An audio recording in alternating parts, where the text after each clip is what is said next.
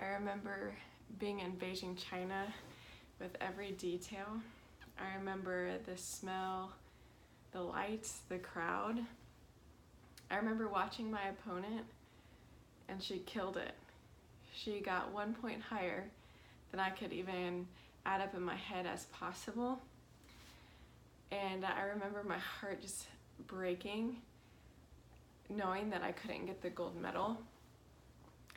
And I started to think and wonder if I should even compete.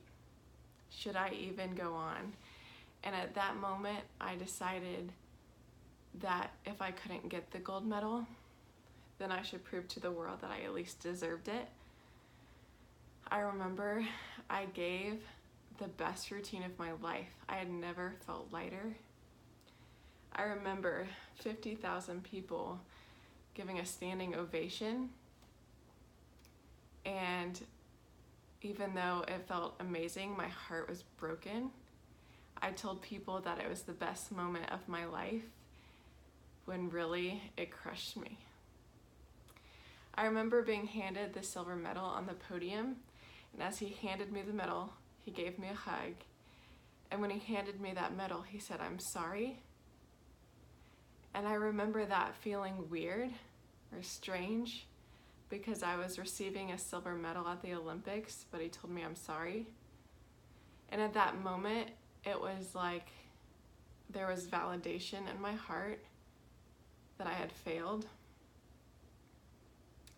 I ended up getting 2 silver medals after that, and then I finally got the gold.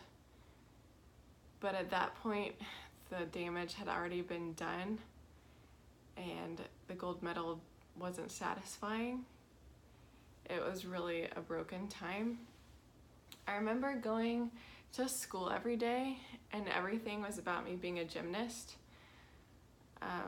Everybody and their mother had something to say, and all of the news had told the world that I would come home with 4 gold medals, and I didn't. I gave 200% of myself, but I failed the world, and that led me to believe if I failed as a gymnast, then I failed as a human being. I remember I was 16 and I was living in a fishbowl. Everyone could see me, and there was critique everywhere about me as a gymnast, me as a person, and how I looked and what I was doing. At 16, I went on to Dancing with the Stars, and I was one of the youngest contestants. I was basically growing up in the limelight.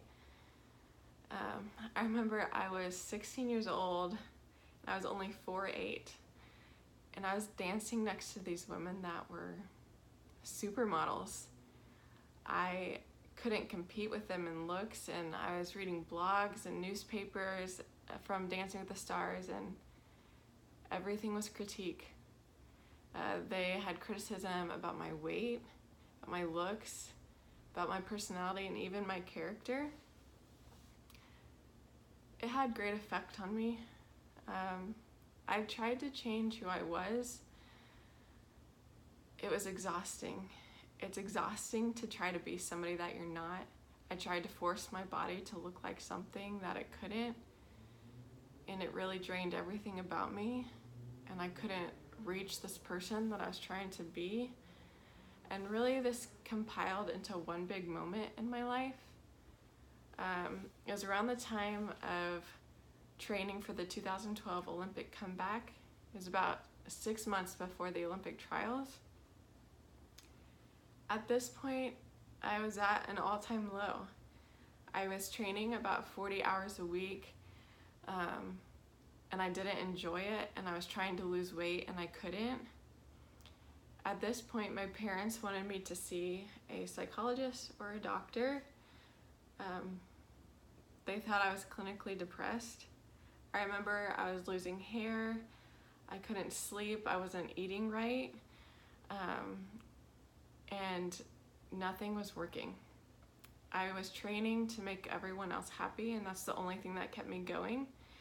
I decided I would train if that's what it took to make my coach happy, my parents happy, my teammates happy and the USA national team happy. And so every day I would go to practice just for that. But I remember coming home every day just bawling. I was crying because I had no outlet of peace anymore. And one day I remember going to a specific practice and I had a big moment. It's one of those moments that I'll never forget, but it's a moment that's hard to explain and I think hard for people to understand. I remember I was standing at the edge of my beam and God told me that he knew I was distraught and that I was drained as I was trying to make a decision about the 2012 Olympics and how I was trying to be somebody that I wasn't. And in that moment, God told me that it was okay to follow my heart and to put it all behind me if I wanted to. At that moment, I just remember the entire world just lifting off my shoulders. And I remember thinking that it would be okay. At this point, I had decided to not do the 2012 Olympics. At this point, I was at a place that I wasn't proud of. I realized that I was doing everything for this gold medal that I had gotten before and it didn't even satisfy me. And I realized that there's always more. There's always gonna be something else that we want. And I just remember in Beijing that the gold medal wasn't enough. And at this point, I realized that God is everything and that the gold medal wasn't end all be all. Me being a gymnast wasn't everything. And at this point, I was able to see what was really my purpose. And I realized that God was my purpose and that he had given everything for me by sending his son to die on the cross. And that was plenty. That was everything that I needed. And so God is my greatest reward. And I realized that's the only thing that I would ever need.